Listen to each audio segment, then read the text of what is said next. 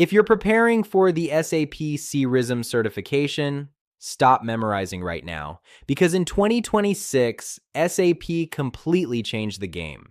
There are no longer just traditional MCQs. Instead, you'll face an AI client asking real consulting questions. And if you can't explain your solution clearly, you fail.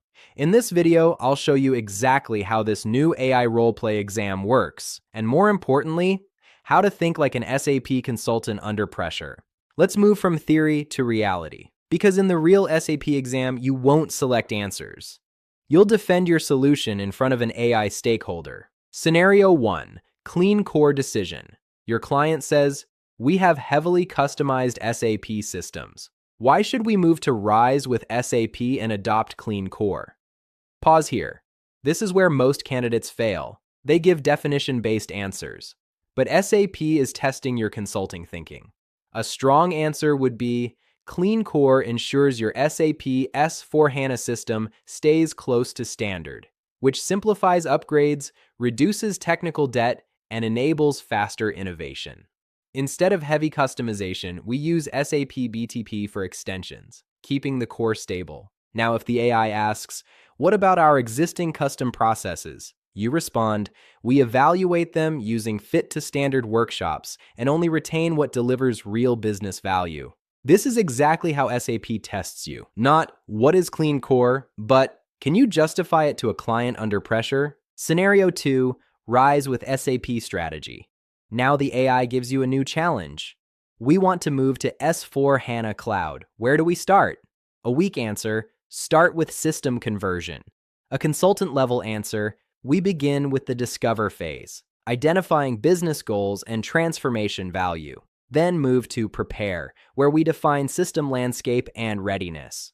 In explore, we run fit-to-standard workshops. Then realize and deploy, where actual implementation happens. And finally, run phase, optimizing operations post-go live." If you structure your answer like this, you're thinking like an SAP consultant. By the way, if you want to practice these exact AI roleplay scenarios, you can check out certshero.com.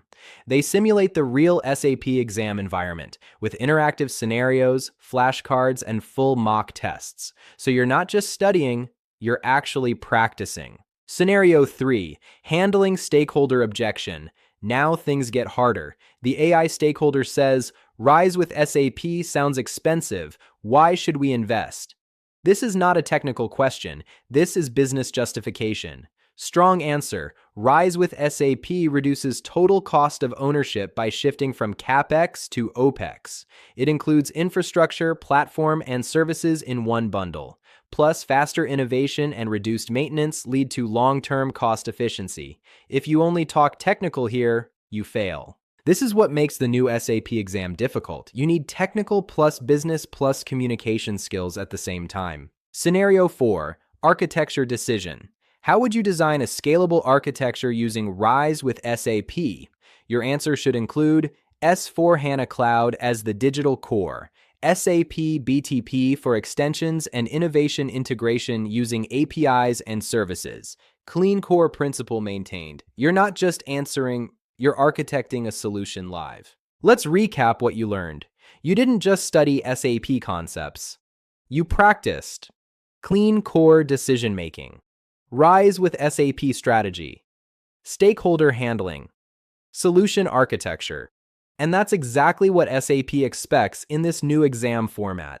If you want to pass, you need to stop memorizing and start practicing real scenarios. Go to certshero.com and try the AI roleplay simulations, flashcards, and mock tests. And if you're serious about SAP certifications, watch this next video where I break down another performance-based SAP exam. Until then, keep practicing because in SAP, execution beats theory.